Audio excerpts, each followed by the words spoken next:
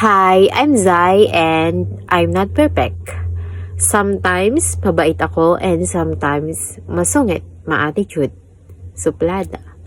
May good sides and bad sides. Lahat naman tayo may kapintasan eh.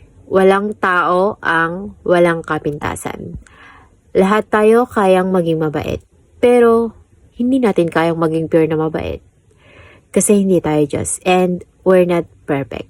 Hindi ko ugali yung makipagplastikan. Kung ayaw ko sa'yo, kung may ayaw ako, sasabihin ko at aalis na lang ako. Hindi ako mag-i-stay sa isang bagay or sa isang tao, sa isang grupo, sa isang sitwasyon kung ayaw ko and I'm not comfortable.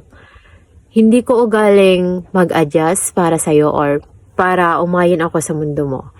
Hindi ko ugaling mag-adjust para makipagsabayan sa paglalakad mo.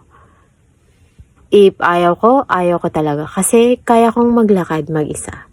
Sasabay yung may gusto at makikipagsabayan yung may gusto, yung ka-vibes ko. Kung ayaw mo sa akin, mas ayaw ko naman sa'yo. Ganun lang yun.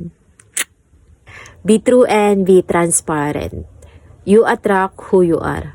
Huwag mong hingiin ang isang bagay higit pa sa kaya mong ibigay. Let's make a difference. Huwag mong ipilit.